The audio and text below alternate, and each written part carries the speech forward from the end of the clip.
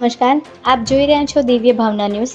હાલ દિવાળીના તહેવાર નજીક આવતા ગુજરાત પોલીસ સક્રિય થઈ ગઈ છે અને પોલીસ દ્વારા પેટ્રોલિંગ પણ વધારી દેવામાં આવ્યું છે.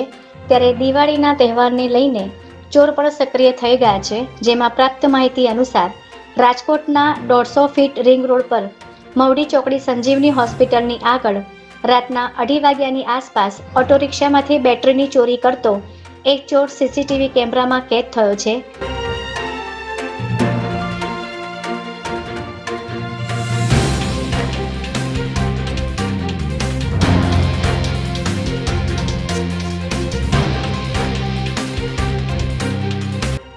આ ચોર રિક્ષા લઈને આવ્યો હતો અને અન્ય રિક્ષાની સાઈડમાં પોતાની રિક્ષા પાર્ક કરીને બેટરીની ચોરી કરી ફરાર થઈ ગયો હતો, જે સમગ્ર ઘટના સીસીટીવી કેમેરામાં કેદ થઈ ગઈ છે.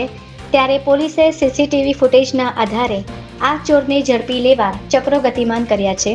જય હિન્દ, જય ભારત.